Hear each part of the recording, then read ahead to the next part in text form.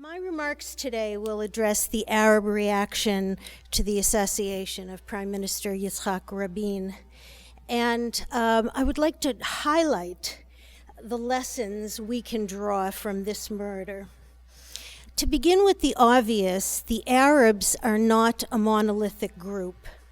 So we should be clear which Arabs we are referring to.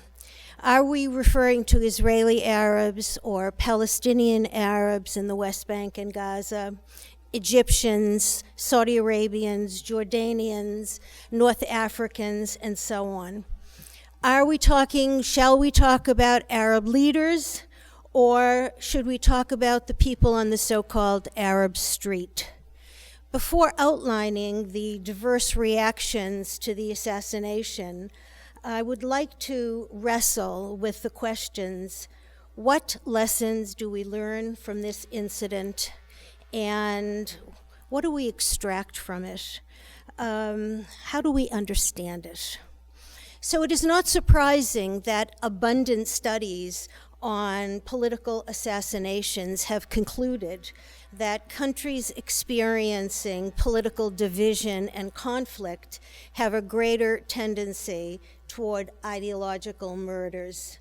They also suggest that the effects, while not necessarily world historical, are generally significant for the local political environment.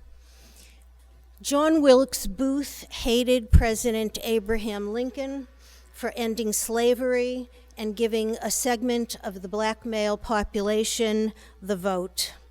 Together with the radical Republicans, as they were called back then, he contributed to a deep divide that already existed and was tearing apart the North from the South.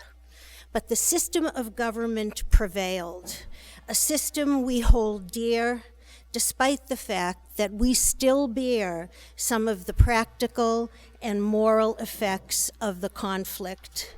Martin Luther King inspired many, but also threatened quite a large segment of American society for his efforts to promote civil rights and to end racial injustice.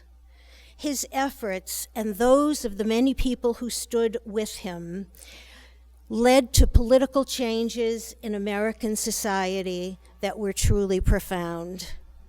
When we think back to Indira Gandhi and her son Rajiv Gandhi, they were victims of sectarian violence and separatist sentiments that existed in India and Kashmir, and regrettably, those factional divisions still remain today. Yitzhak Rabin was killed for his attempt to conclude a peace treaty with the Palestinians. For many reasons, his assassination did not result in an Israeli consensus about the peace process. Instead, internal societal divisions developed. And as we have witnessed in the past few weeks, the dispute between Israel and the Palestinians continues to have lethal consequences. Arguably, the most consequential effect of any assassination is the obligation of society to reflect on the causes and implications. What do we take from these murders? And I would argue in many cases we find that societies that are self-interested and self-reflective will work hard to protect the sanctity of democracy, to reject with every part of one's being senseless violence in whatever form it takes. Ideological extremism, hatred, arrogance never produce enlightened societies, but rather indicate that hate is not only destructive to individuals, but degrading to societies as well. I'm reminded of Elie Wiesel's words, and I quote, "In any society, fanatics who hate don't only hate me, they hate you too. They hate everybody. Someone who hates one group will end up hating everyone and ultimately hating himself or herself. They need hate in order to feel superior.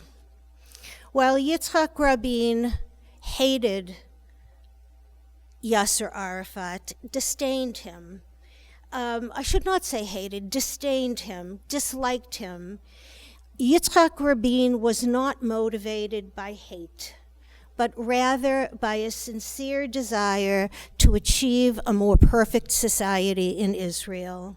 In his view, to protect Israeli security and Israeli society. He set aside his odium for Arafat and for the PLO and embraced the larger cause of peace and reconciliation. Only a daring leader would do that. But what occurred thereafter was a boomerang effect where different kinds of daring leaders have triumphed in national elections.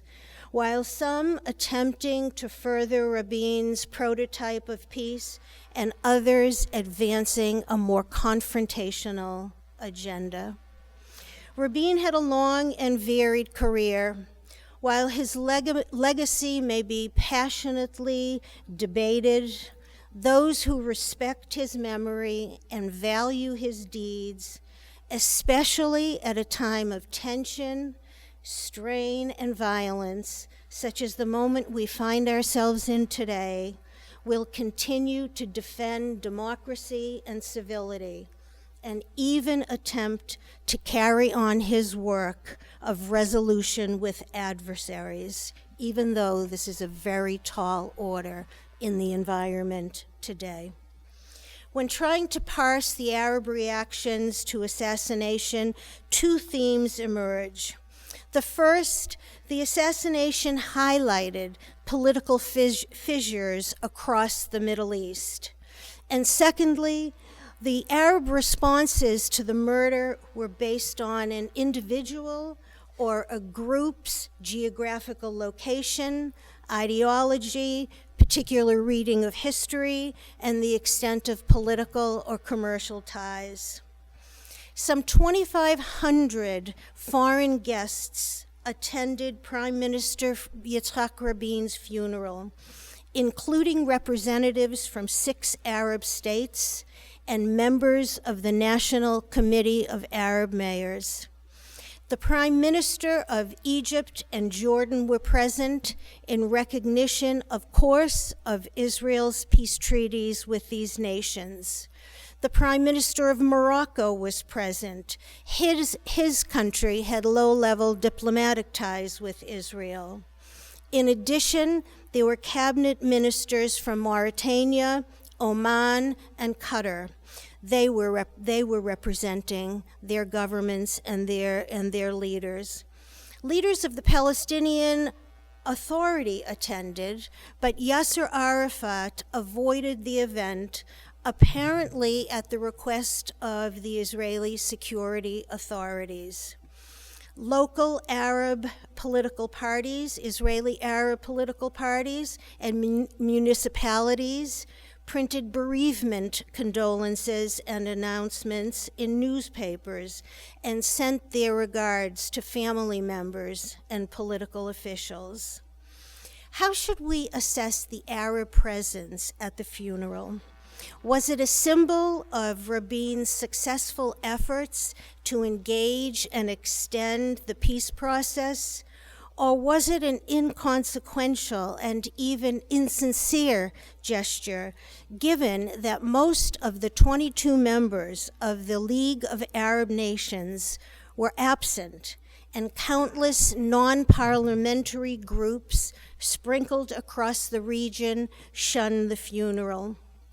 One way to make sense of the Arab presence is to recount the testimonials of those who spoke. King Hussein of Jordan delivered heartfelt words that affected much of Israeli society. With tears in his eyes, he said, and I quote, "My sister, Mrs. Leah Rabin, my friends, I had never thought the moment would come like this, when I would grieve the loss of a brother, a colleague, and a friend, a man, a soldier, who met us on opposite sides of the divide, whom we respected as he respected us. A man I came to know because I realized, as he did, that we have to cross over the divide, establish a dialogue, get to know one another, and strive to leave for those who follow us a legacy that is worthy of them. And so we did. And we became brethren and friends, end quote. I point out the obvious here. The terms he used, sister and brother, are significant and represent words Muslims generally reserve for one another. In contrast, President Hosni Mubarak, who actually waited 14 years to visit Israel, offered stately remarks. He said, and I quote, "It is with deep regret that we assemble here today to pay our last respects to Prime Minister Yitzhak Rabin, a courageous leader and a recognized statesman. His earnest efforts to achieve peace in the Middle East are a testament to his vision, which we share, to end suffering of all the peoples in the region."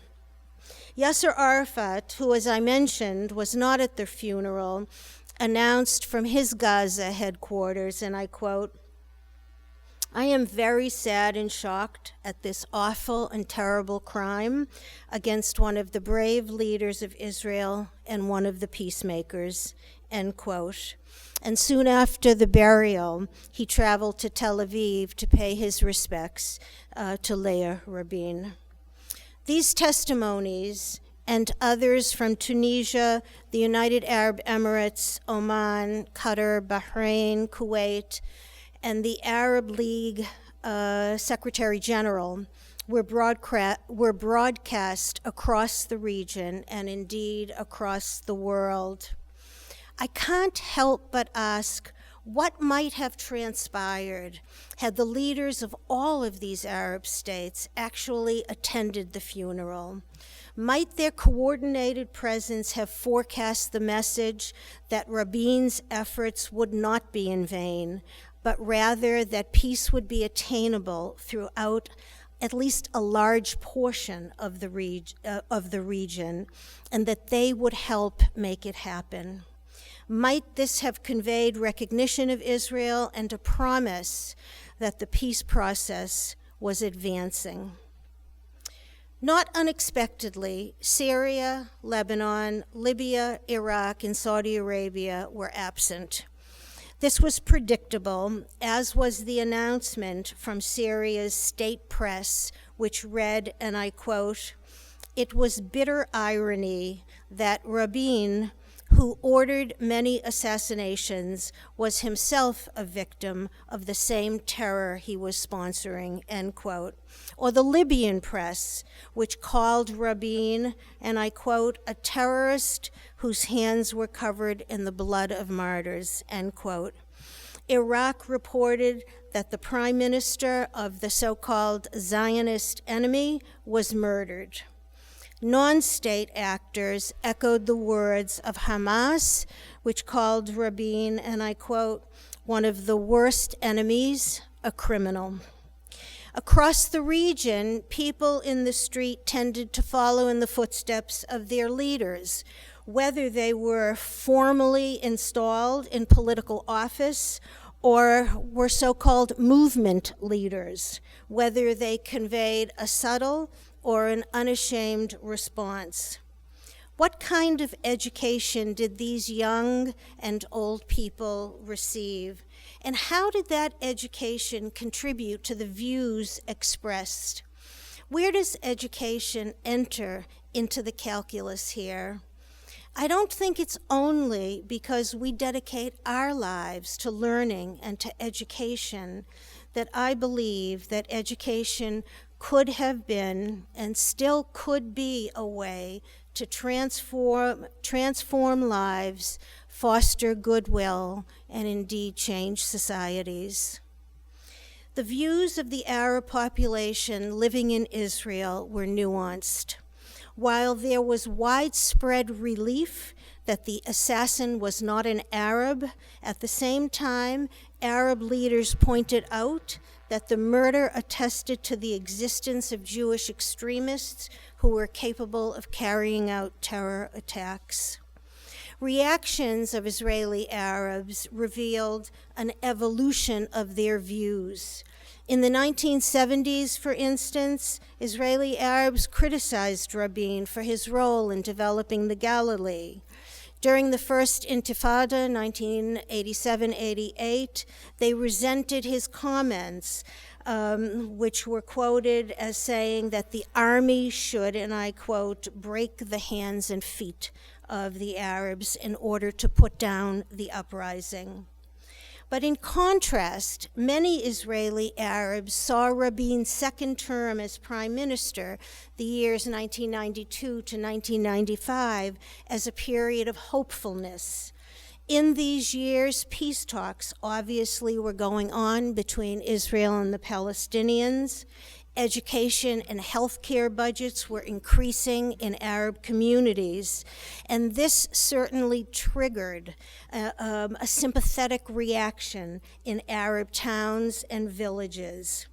The locals there feared that the assassination of Rabin would end the rapprochement that had begun between the Jewish and Arab populations. Note the following sample of testimonials. Amir Nimr Darwish, head of the Islamic movement, declared, and I quote, "Rabin is the bulldozer who paved the way to peace, and so we feel genuine sadness at his murder." End quote. The spokesman from the Haifa Municipal Council said, and I quote, "Rabin's murder is a great loss for us, all of us.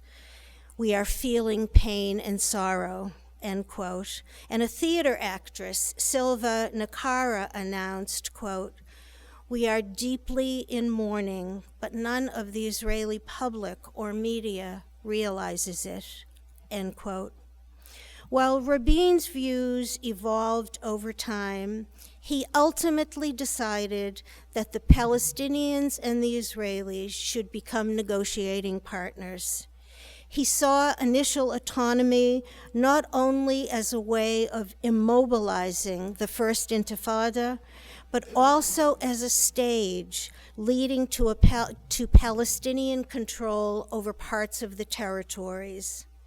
He knew there was no accommodation with Hamas because of its zealous, militant, and fundamentalist approach, but he did think that working with the PLO could yield results, especially because, in his view, integrating Palestinians into Israel would be almost as impossible as removing them entirely from the West Bank. As much as he felt contempt for Arafat, he concluded that Arafat was his best and perhaps only partner in the Oslo discussions. As Rabin stated in his memoirs, "There is no doubt whatsoever in my mind that the risks of peace are preferable by far to the grim certainties that await every nation in war." It was Rabin's impressive military and political credentials that allowed him to move forward with a peace strategy, despite serious and sustained resistance in some sectors of the Israeli society. And while this strategy was ultimately short-lived, we learned from Yitzhak Rabin that retribution, however good it may feel in the moment, is ultimately destructive. Other countries where unspeakable acts of horror were carried out, such as in Ireland during the Troubles, as they were called, or in South Africa during apartheid, confirm that reconciliation is possible. In these cases, leaders acted to create a peaceful future, to shun violence. The common thread here was leadership. People in place who had the moral authority to cross the ideological or political divide, defend their position to the population, and bring the population along with them to a diplomatic solution. Rabin's work remains unfinished, and it is particularly difficult to imagine his hopes being turned into policy, especially at this sensitive moment in time with violence flaring in Israel. But in the final analysis, hatred alone is corrosive and even shameful and cannot be the answer. I conclude with Nelson Mandela's sage statement, and I quote, "As I walked out the door toward the gate that would lead to my freedom, I knew if I didn't leave my bitterness and hatred behind, I'd still be in prison." Thank you very much.